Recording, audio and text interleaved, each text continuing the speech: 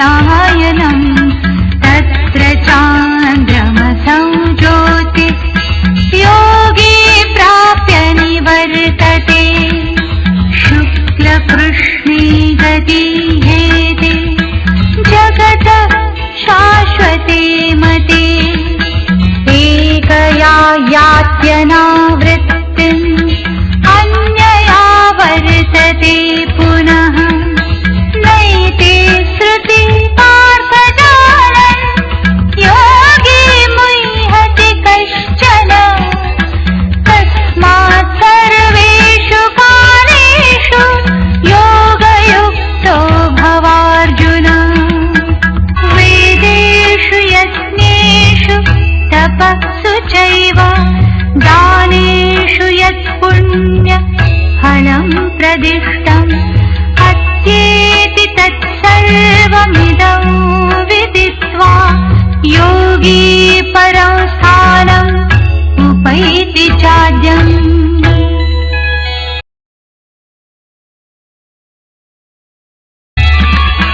किं तत् ब्रह्म किमध्यात्मम् किं कर्म पुरुषोत्तम अधिभूतं च किं प्रोक्तम् अधिदैवं किमुच्यते अधियज्ञः कथं गोत्र देहेऽस्मिन् मधुसूदन प्रयाणकाले च कथं ज्ञेयोऽसि नियतात्मभिः अक्षरं ब्रह्म परमौ स्वभावोऽध्यात्ममुच्यते भूतभावोद्भवकरो विसर्गः कर्म संज्ञितः अधिभूतं क्षरो भाव पुरुषश्चाधिदैवतम् अधियज्ञोऽहमेवात्र देहे देहभृतावर अन्तकाले च मामेव स्मरन् मुक्त्वा कलेवरम् यः प्रयाति समद्भावम् याति नास्त्यत्र संशयः यं यं वापि स्मरन् भावन् यजत्यन्ते कलेवरम् तन्तमेवैति कौन्तेय सदा तद्भावभावितः तस्मात् सर्वेषु कालेषु मामनुस्मरयुध्य च मय्यर्पित मनोबुद्धि मामे वैश्यस्य संशयम् अभ्यासयोगयुक्तेन चेतसा नान्यगामिना परमं पुरुषं दिव्यम् याति पार्थानुचिन्तयन् कविं पुराणमनुशासितारम् अणोरणीया समनुस्मरेत्य सर्वस्य धातारमचिन्त्य रूपम् आदित्यवर्णन् तमसः परस्तात् प्रयाणकाले मनसाचलेन भक्त्या युक्तो योगबलेन चैव भ्रुवोर्मध्ये प्राणमावेश्य सम्यक् सतं परं पुरुषम् उपैति दिव्यम् यदक्षरं वेदविदो वदन्ति विशन्ति यद्यतयो वीतरागा यदिच्छन्तो ब्रह्मचर्यं चरन्ति तत्ते पदं संग्रहेण प्रवक्ष्ये सर्वद्वाराणि संयम्य मनोहृदि निरुध्य च मूर्ध्याधायात्मनः प्राणम् आस्थितो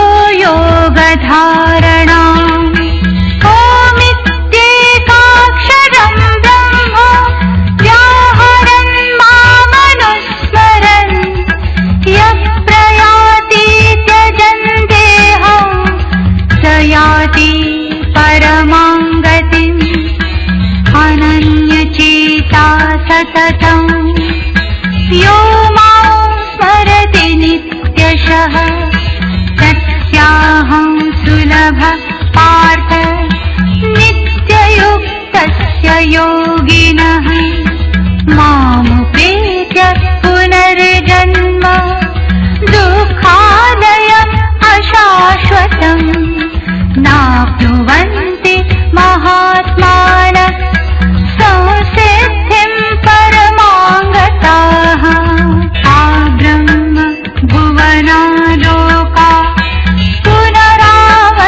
पुनरावर्तिनोऽर्जुन मामुपेत्य तु कौन्तेय पुनर्जन्म न विद्यते सहस्रयुगपर्यन्तम्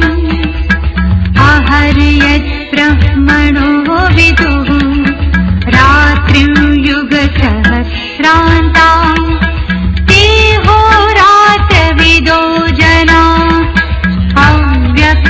अव्यक्ताद्व्यक्तयः सर्वा प्रभवन्त्यः परागमे रात्र्यागमे प्रलीयन्ते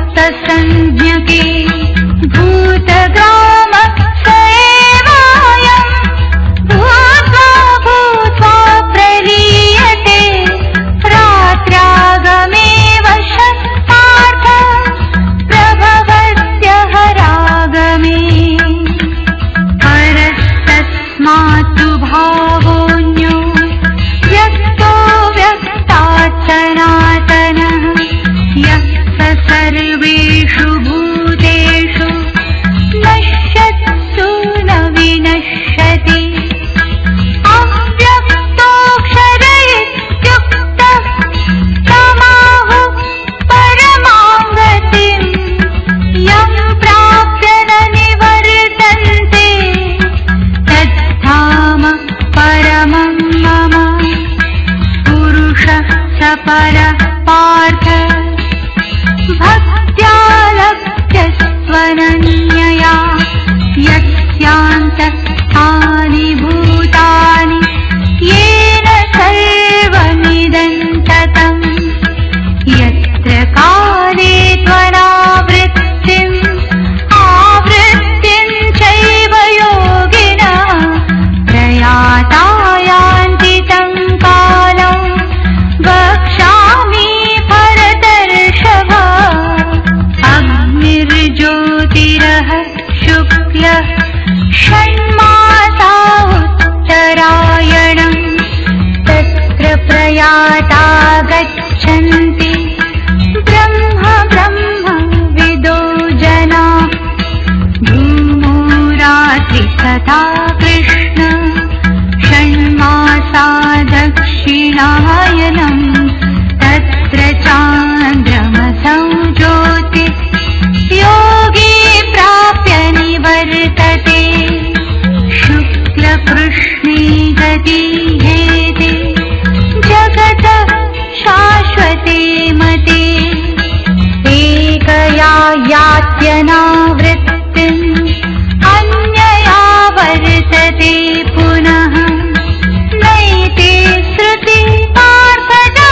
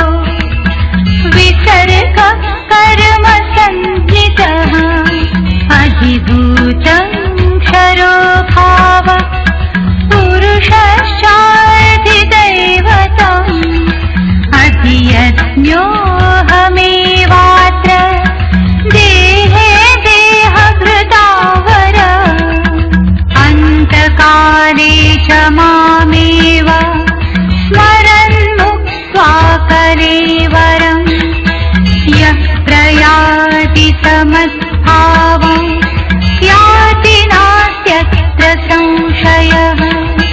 यं यं वापि स्मरन् भावन् यजत्यन्ते कलेवरम् तन्तमेवैति कौन्तेय सदा तद्भावभावितः।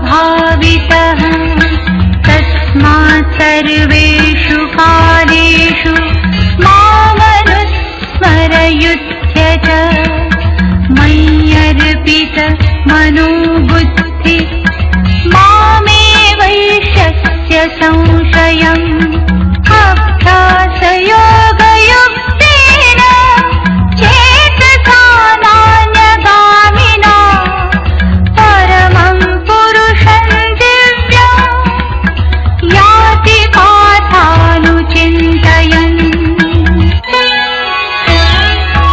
कविं पुराणमनुशासितारम् अणोरणीयासमनुस्मरेत्य सर्वस्य धातारमचिन्त्य रूपम् आदित्यवर्णन् तमसः परस्तात् प्रयाणकाले मनसाचलेन भक्त्या युक्तो योगबलेन चैव भ्रुवोर्मध्ये प्राणमावेश्य सम्यक् सतं परं पुरुषम् उपैति दिव्यम्। यदक्षरं वेदविदो वदन्ति विशन्ति यद्यतयो वीतरागा यदिच्छन्तो ब्रह्मचर्यं चरन्ति तत्ते पदं संग्रहेण प्रवक्ष्ये। सर्वद्वाराणि संयम्य मनोहृदि निरुध्य च मूर्ध्याधायात्मनः प्राणम् आस्थितो योगधारणाम्। ओमित्येकाक्षरं ब्रह्म व्याहरन् मामनुस्मरन् यः प्रयाति त्यजन् देहं स याति परमां गतिम्।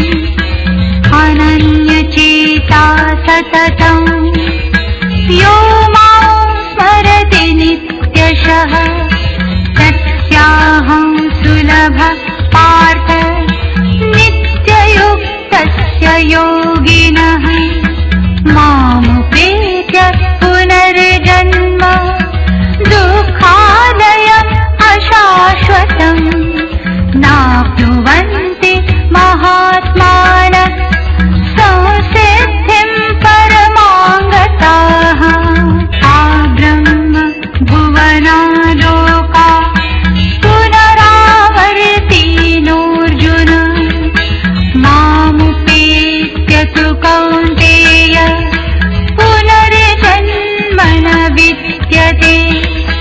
सहस्रयुगपर्यन्तम् अहर्यद्ब्रह्मणो विदुः रात्रिं युगसहस्रान्ताम् देहोरात्रविदो जना।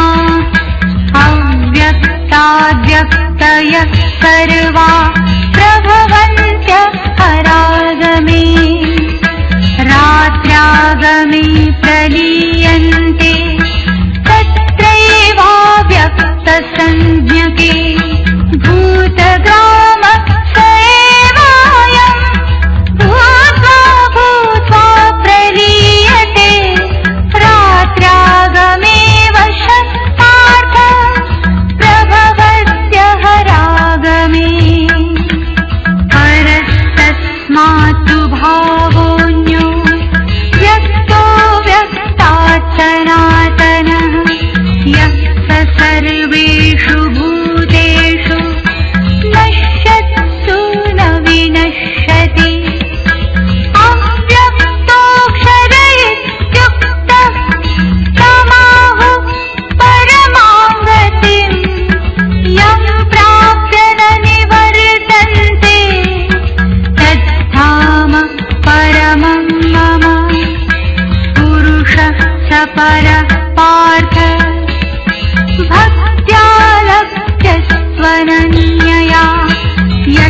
प्रशान्तानि भूतानि येन सर्वमिदं ततम् यत्र काले त्वरावृत्तिम् आवृत्तिं चैव योगिनः प्रयाता यान्ति तं कालं वक्ष्यामि भरतर्षभ अग्निर्ज्योतिरः शुक्लः षण्मासा उत्तरायणम् तत्र प्रयाता गच्छन्ति ब्रह्म विदो जना धूमो रात्रि तथा कृष्ण षण्मासा दक्षिणायनम् तत्र चान्द्रमसौ ज्योति योगी प्राप्य निवर्तते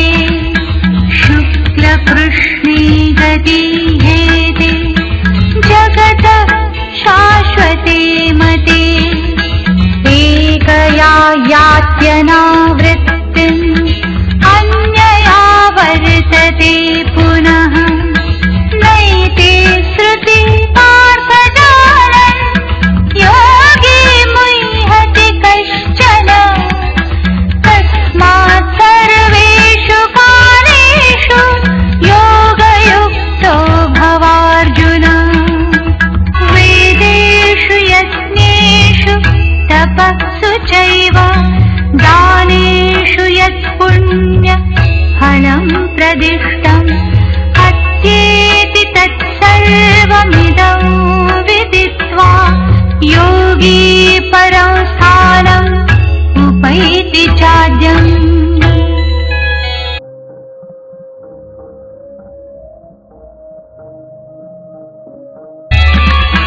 किं तत् ब्रह्म किमध्यात्मम् किं कर्म पुरुषोत्तम अधिभूतं च किं प्रोक्तम् अधिदैवं किमुच्यते अधियज्ञः कथं गोत्र देहेऽस्मिन् मधुसूदन प्रयाणकाले च कथम् ज्ञेयोऽसि नियतात्मभिः अक्षरं ब्रह्म परमौ स्वभावोऽध्यात्ममुच्यते भूतभावोद्भवकरो विसर्गः कर्म संज्ञितः अधिभूतं क्षरो भावः पुरुषश्चाधिदैवतम्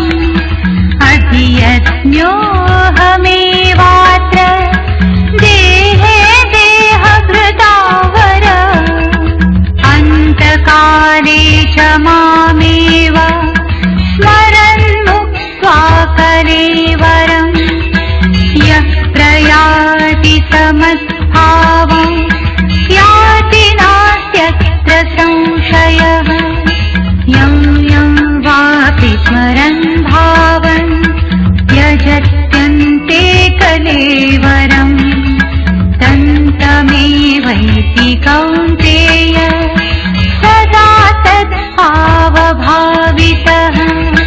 तस्मात् सर्वेषु कालेषु मामनुस्मरयुध्य च मय्यर्पित मनोबुद्धि मामेवैष्यस्य संशयम्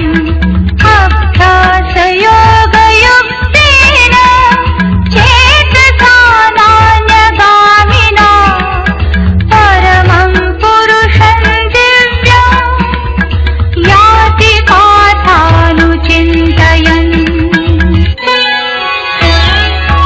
कविं पुराणमनुशासितारम् अणोरणीया समनुस्मरन्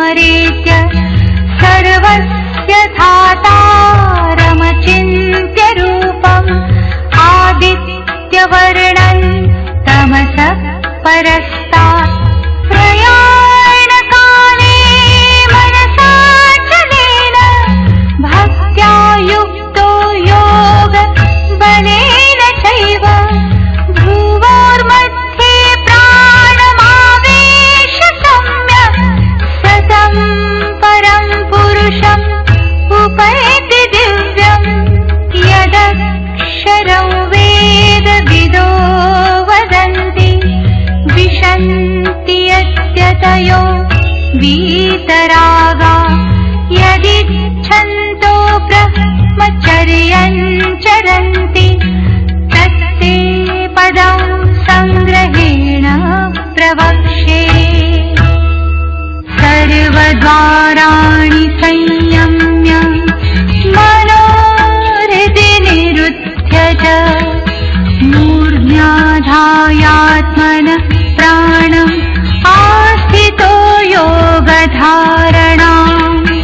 ओमित्येकाक्षरं ब्रह्म व्याहरन् मामनुस्मरन् यः प्रयाति त्यजन् देहं स याति परमां गतिम्।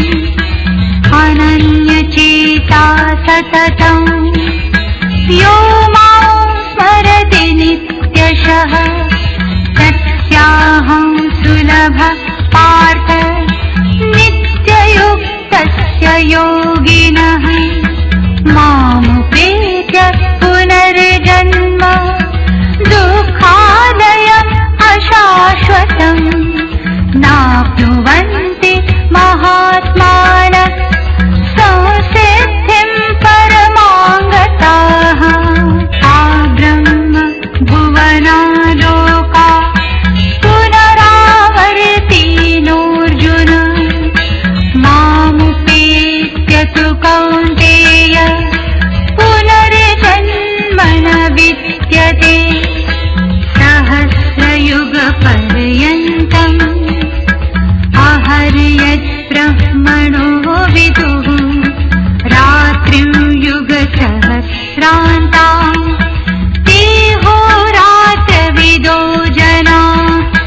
अव्यक्ताद्व्यक्तयः सर्वा प्रभवन्त्यः परागमे रात्र्यागमे प्रलीयन्ते तत्रैवाव्यक्तसंज्ञके भूतग्राम स एवायम् भूत्वा भूत्वा प्रलीयते रात्र्यागमे वशः पार्थ प्रभवत्यः रागमे। परस्तस्मात् भावोऽन्यो व्यक्तो व्यक्तात् सनातनः यः स सर्वेषु भूतेषु नश्यत्सु न विनश्यति।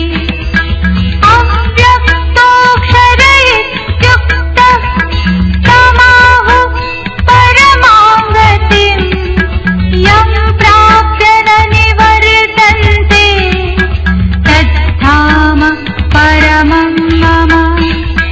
पुरुषः स परः पार्थ भक्त्या लभ्यस्त्वनन्यया यस्यान्तस्थानि भूतानि येन सर्वमिदं ततम्। यत्र काले त्वनावृत्तिम् आवृत्तिं चैव योगिनः प्रयाता यान्ति तं कालं वक्ष्यामि भरतर्षभ। अग्निर्ज्योतिरः शुक्लः षण्मासा उत्तरायणम् तत्र प्रयाता गच्छन्ति ब्रह्म ब्रह्म विदो जना।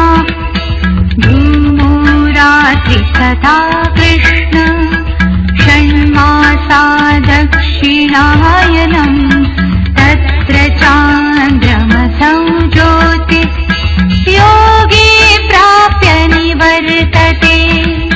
शुक्लकृष्णे गति हेते जगतः शाश्वते मते। एकया यात्यनावृत्तिम् अन्यया वर्तते पुनः। नैते श्रुति पार्थ जानन् योगी मुह्यति कश्चन। तस्मात् सर्वेषु कालेषु योगयुक्तो भवार्जुन। वेदेषु यज्ञेषु चैव दानेषु यत्पुण्य फलं प्रदिष्टम् अत्येति तत्सर्वमिदं विदित्वा